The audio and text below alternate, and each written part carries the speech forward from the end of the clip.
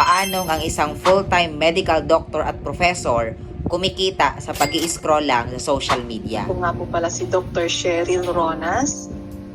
So isang medical doctor. Ang specialty ko po ay isang sa anatomic and clinical pathology. So I am a full-time na professor sa isang university dito sa Isabela.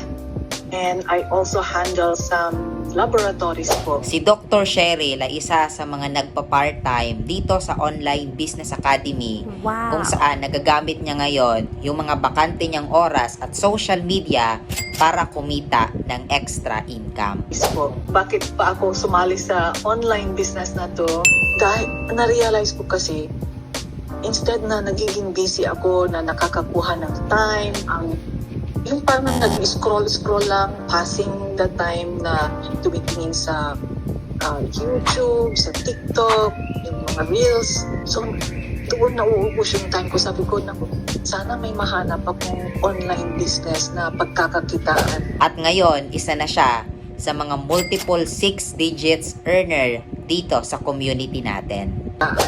Natutuwa talaga ako dito sa online business. Napakadali lang gawin basta mayroong cellphone, internet connection.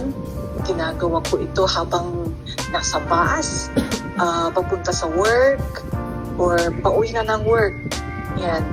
Kung kinaya ng isang doktor plus professor pa, Wow. kahit sobrang busy sa trabaho na kumita gamit yung mga bakante niyang oras, bakit ikaw hindi mo kaya?